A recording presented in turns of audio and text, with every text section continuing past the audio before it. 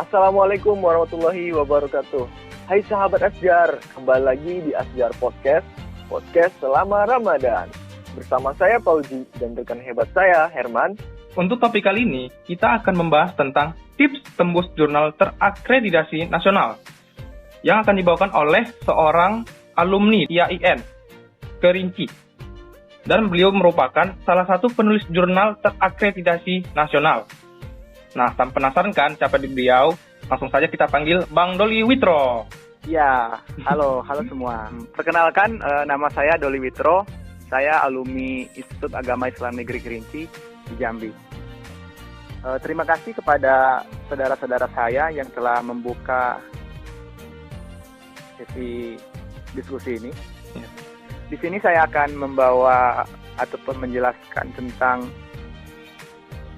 apa sih yang harus ada di artikel kita gitu kan, sebelum kita submit ataupun kita kirim ke jurnal terakreditasi nasional gitu.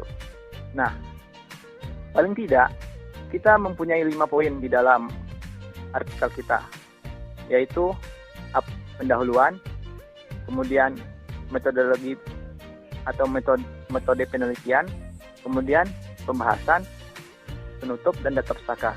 Yang harus kita perhatikan di pendahuluan yaitu bagaimana kita bisa menjelaskan masalah yang ingin kita teliti ataupun masalah dalam artikel kita.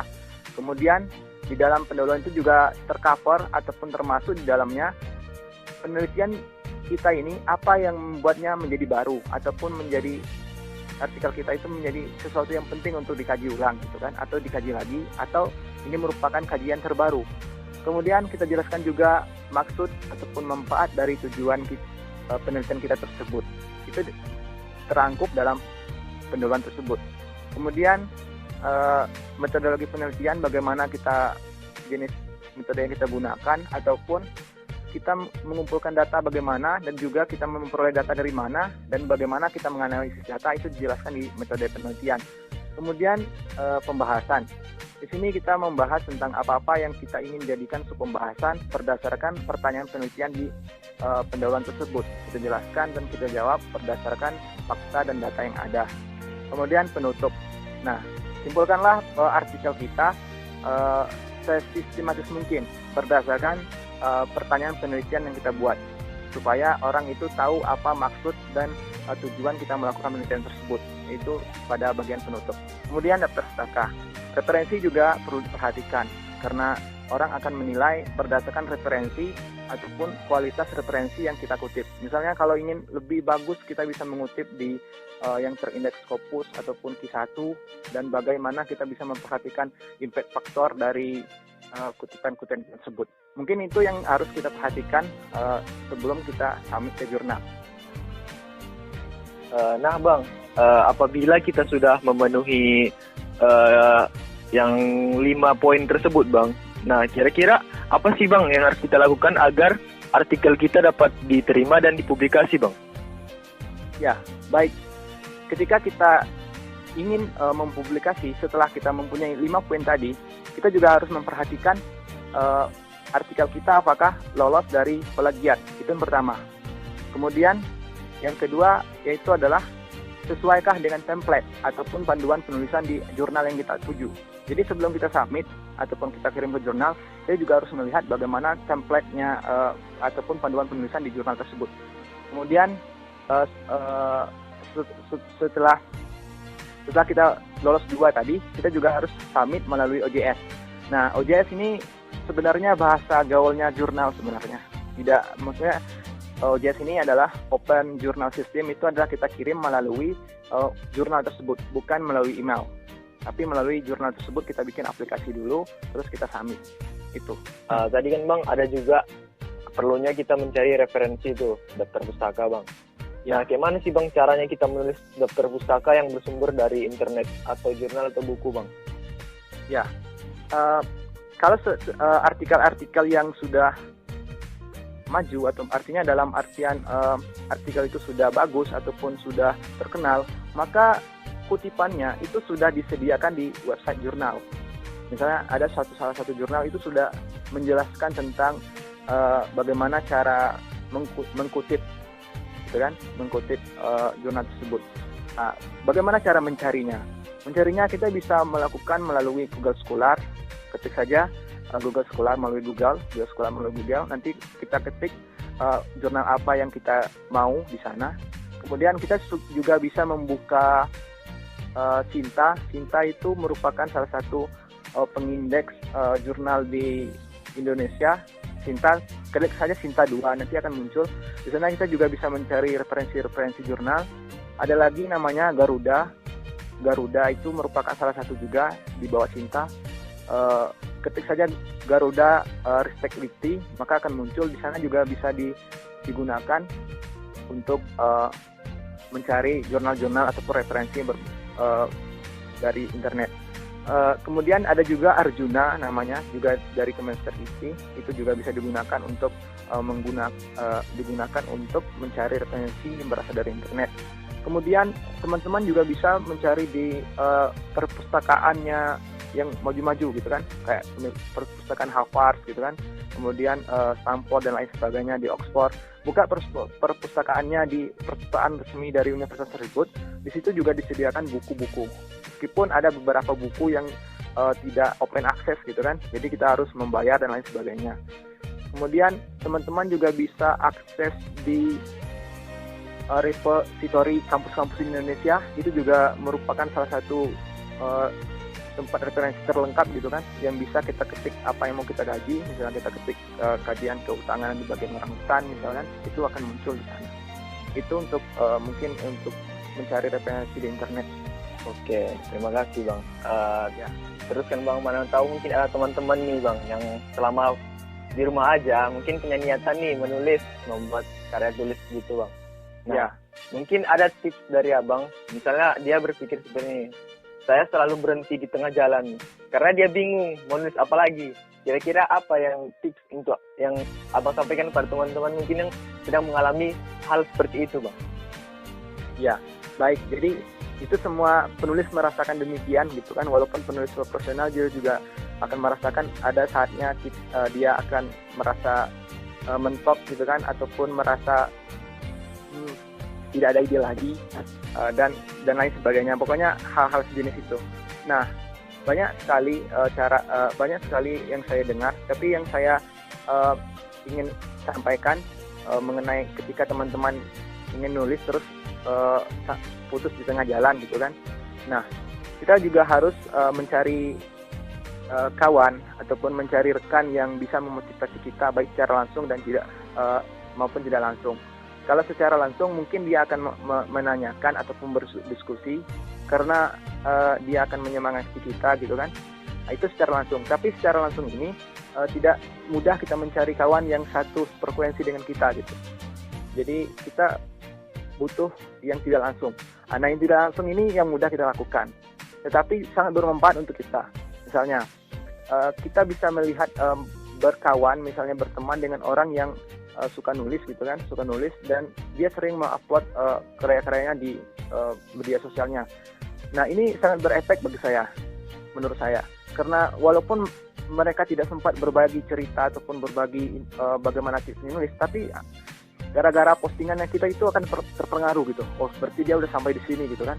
Misalnya kan di publikasi nasional itu kalau terakreditasi nasional, misalnya itu ada Sinta itu yang pengindeks tadi yang saya jelaskan, itu ada Sinta 6, terus Sinta 5, Sinta 4, Sinta sampai Sinta 1 itu semakin bagus. Kan Sinta 1 semakin bagus. Kemudian selain Sinta ada Scopus gitu kan. Ketika Sinta mau ke Scopus itu ada lagi peringkatnya seperti Q6 sampai Q1. Nah, ketika misalnya kan teman-teman sebelumnya mahasiswa biasa, jadi publikasinya mungkin yang belum terakreditasi gitu kan. Terus ada temannya baru sampai Sinta 6, maka dia akan naik level terus itu kalau seandainya dia memang ingin penulis yang ingin berkembang gitu kan. Mungkin bisa dari Sinta 6 sampai Sinta 5, terus dia upload Sinta 3 misalnya kan. Wah, ternyata dia udah sampai Sinta 3, sementara saya masih Sinta 6. Nah, itu secara otomatis akan menambah semangat kita untuk menyelesaikan artikel ataupun tulisan yang kita buat. Nah, karena kita bahas tentang artikel ilmiah, mungkin itu yang bisa menyemangati kita gitu kan. Dan juga kita bisa melihat akun Google Scholar-nya gitu kan, ataupun akun Sintanya di akun Sisanya, kemudian akun Scopusnya dia sudah punya tulisan berapa gitu kan. Nah itu juga akan menambah semangat kita untuk menyelesaikan dan mengirim artikel yang sedang kita buat. Bang, dengar-dengar nih kan abang ini udah pernah tembus artikel terakreditasi nasional ya bang? Iya. Mungkin bisa abang apa kan gitu, abang jelaskan gitu. Maksudnya abang publikasikanlah kepada kami gitu bang, tentang artikel abang ini gitu. Iya. Kebetulan sekali gitu kan, alhamdulillah. Tadi saya dikirimi email tentang jurnal yang terakreditasi nasional. Teman-teman mungkin bisa lihat di jurnalnya, karena saya latar belakang kajian agama gitu kan, jadi saya akan membahas tentang yang bersifat berbau agama gitu kan.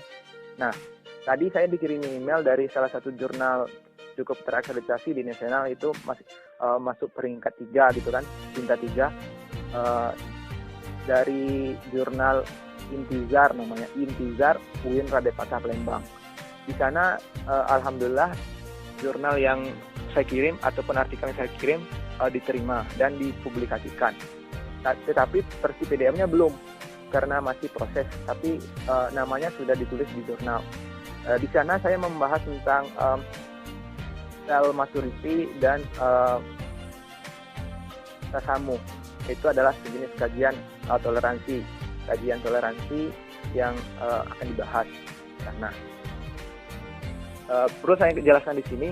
Di sini saya melakukan sempat pesimis juga gitu kan, akan diterima atau tidak, karena saya juga merupakan mahasiswa yang baru lulus kemarin gitu kan. Jadi saya belum yakin bahwa saya bisa sanggup ke peringkat 3 gitu kan. Saya masih palingan saya masih peringkat 6 atau peringkat 5. Kan masih juga mahasiswa S1 gitu kan. Kemudian saya terus ingin meningkatkan kemampuan, kalau seandainya bisa gitu kan. Kalau seandainya sudah masuk pasca, kita bisa tembus Sinta 4 gitu kan, ataupun Sinta 3. Kemudian ketika mau tamat kita bisa ke Sinta 2, dan ketika dokter kita bisa ke Sinta 1 gitu kan. Jadi publikasi kita itu bertahap gitu kan, tidak meloncat-loncat. Kita mungkin bisa meloncat-loncat gitu kan, artinya kita bisa kolaborasi dengan dosen-dosen kita gitu kan, dosen-dosen kita, sehingga kita bisa langsung ke Sinta 2. Kemudian kita bisa, kemudian kemampuan kita 0 karena kita berkolaborasi banyak mengandalkan mereka gitu kan. Tetapi kita harus mengandalkan diri kita sendiri, percaya pada diri sendiri, karena diterima tidaknya tulisan kita itu bukan urusan kita, tetapi urusan reviewer dan dewan redaksi gitu kan, reviewer dan dewan redaksi. Jadi saya sarankan kepada teman-teman, jangan takut kalau seandainya teman-teman sudah memiliki beberapa poin yang saya jelaskan tadi, semuanya jelas. Kemudian juga teman-teman lolos dari plagiat dan sesuai dengan template lolos plagiat. Misalnya kita lolos plagiat itu, misalnya kita sudah masukkan kepada aplikasi plagiat seperti Turnitin, kemudian di bawah maksimal dari yang ditetapkan jurnal, misalnya mereka menetapkan 25, ternyata kita punya 20% plagiat. Nah, itu lolos berarti. Kemudian sesuai dengan template ataupun panduan penulisan dari jurnal tersebut, teman-teman jangan ragu. Insya Allah kita akan diterima dan diproses. Kalaupun tidak, ada banyak sekali jurnal terakreditasi di Indonesia yang mau menerima tulisan teman-teman gitu. Jangan ragu. Kalau seandainya tidak diterima di sini, teman-teman bisa alihkan ke tempat lain dan sesuaikan dengan template di jurnal tersebut. Itu. Nah, ini Bang, mungkin kan Abang kan mendapatkan prestasi ini kan tidak mudah kan Bang? Iya. Apakah ada pahit manisnya gitu Bang untuk mendapatkan prestasi seperti ini tuh Bang? Ya. Jadi sebenarnya saya juga sering ditolak kemarin-kemarin itu. Saya juga memulai publikasi tidak lama, tidak sudah beberapa tahun, bukan beberapa tahun tapi beberapa bulan, yaitu sekitar bulan Desember. Yang baru kajinya baru mulanya di sana setelah lulus wisuda Agustus. Kemudian karena mau lanjut S2 gitu kan, belum masih persiapan gitu kan, kemudian saya isi dengan publikasi aja. Ketika Desember itu saya merasa belum sanggup ke yang terakreditasi, tetapi yang belum terakreditasi saja. Jadi yang masih terindeks ya kayak Skular, kemudian yang terindeks Garuda, yang terindeks seperti Cransafe kalau tidak salah, Cransafe, OneStar gitu kan, macam-macam nama pengindeks itu belum terindeks Sinta. Sinta itu merupakan, perlu saya jelaskan lagi, Sinta itu merupakan pengindeks tertinggi di Indonesia. Jadi yang paling atas indeks dari Kemenristek itu adalah Sinta. Itu yang artinya punya yang di Indonesia gitu kan. Meskipun ada yang kayak pengindeks Scopus gitu kan. Yang Scopus itu bukan Indonesia punya, tapi berasal kalau tidak salah dari Belanda. Bagian dari apa namanya? Lupa saya. Itu ada beberapa tingkat gitu kan. Nah, ketika saya mensubmit sekitar bulan Desember itu, saya mencoba langsung ke Sinta 2. Saya coba aja itu Sinta 2.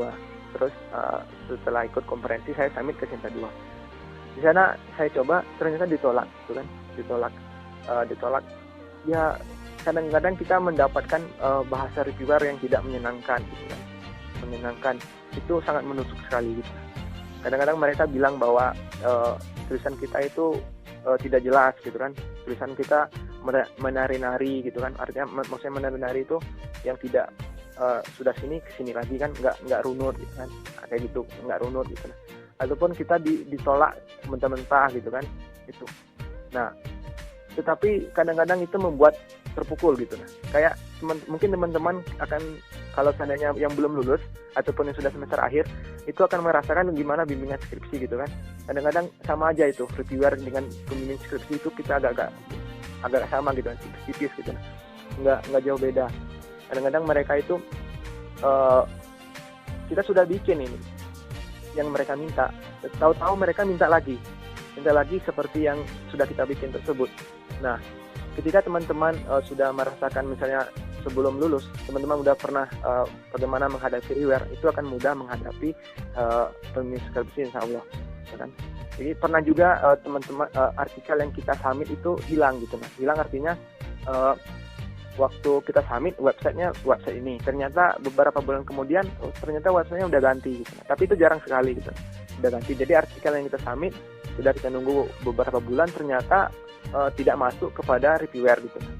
Nah, ada lagi yang misalnya reviewernya sibuk gitu kan, kemudian sudah kita submit hari ini, beberapa bulan kemudian, 3 bulan kemudian kita tunggu, ternyata artikel kita tidak diproses gitu. Nah, perlu juga teman-teman ketahui bahwa jurnal itu ada yang terbit paling sedikit itu 6 bulan sekali. 6 bulan sekali, artinya mereka cuma mengeluarkan 2 isu atau 2 nomor per tahun. Bisa Januari, Juli, kemudian Januari, Juli, Desember. Nah, itu yang kebanyakan. Tetapi ada juga beberapa kalau jurnal yang menggunakan 3 isu. Kemudian ada lagi yang 4 isu saya belum temukan di Indonesia. 4 isu belum ada yang saya temukan di Indonesia bahwa mereka menerbitkan 4 bulan sekali. Kebanyakan itu 2 kali per tahun. Jadi teman-teman kalau seandainya summit tanggal 1 Januari pun, mereka akan menerbitkan tanggal 31 Juni ataupun dalam bulan ini tersebut. Jadi ketika summit, maka teman-teman harus bersabar. Wah, berarti bisa kita petik nih dari yang Abang sampaikan, memang berarti usaha itu tidak pernah membohongi hasil ya Bang. Ya, itu betul itu. Nah, mungkin ada closing statement dari Abang untuk teman-teman yang sedang menonton podcast kita kali ini Bang. Saya menyarankan begini untuk teman-teman yang mendengar podcast kali ini, di dalam bulan Ramadan dan juga kita sedang mengalami ataupun di saat-saat wabah ini kan, wabah COVID. Nah, saya menyarankan ada banyak sekali call paper ataupun sayembara artikel ilmiah berhadiah ataupun jurnal-jurnal yang tidak terisi. Itu yang pertama itu ada call paper berhadiah. Jadi banyak sekali yang ketika kita nulis, kita itu dibayar berjuta-juta. Kemudian ada juga kemudian sayembara penelitian ini banyak sekali sayembara penelitian, bukan hanya untuk satu bidang studi, tetapi untuk semua bidang studi. Itu banyak sekali pada bulan ini. Teman-teman bisa dicek IG dan lain sebagainya. Dan yang ketiga itu banyak sekali jurnal-jurnal yang tidak terisi. Jadi ini yang tidak terisi ini merupakan kesempatan untuk kita bisa tembus ke sana. Jadi, manfaatkanlah situasi ini dengan tetap di rumah, dengan mendapatkan semua ini. Jadi, kalau teman-teman biasanya belajar secara langsung ke ruangan, itu teman-teman menghabiskan waktu dan capek, kemudian saat ini teman-teman bisa di rumah, lah kenapa teman-teman tidak memanfaatkannya untuk menulis dan mengisi hal-hal yang saya sebutkan tadi, ke 3 poin tadi. Jadi untuk teman-teman semua, daripada teman-teman ngetik pesan ataupun chat yang tidak bermanfaat, mendingan teman-teman implementasikan ilmu yang beberapa semester belakangan ini teman-teman dapatkan dari bangku perkuliahan. Itu. Nah, terima kasih kepada Abang yang telah menyampaikan materinya dan closing statement-nya juga. Semoga apa yang telah Abang sampaikan tadi dapat bermanfaat bagi kita dan dapat kita laksanakan. Selanjutnya, kemudian terima kasih juga kepada para penonton yang telah menyaksikan Astri Podcast kali ini. Semoga teman-teman semuanya dapat mengambil hikmahnya. Dan apabila ada kata-kata kami yang salah, mohon dimaafkan. Dan kepada Allah kami mohon ampun. Jangan lupa terus saksikan Astri Podcast selanjutnya setiap hari pukul 5 sore selama bulan Ramadan. Kami akhiri. Assalamualaikum warahmatullahi wabarakatuh.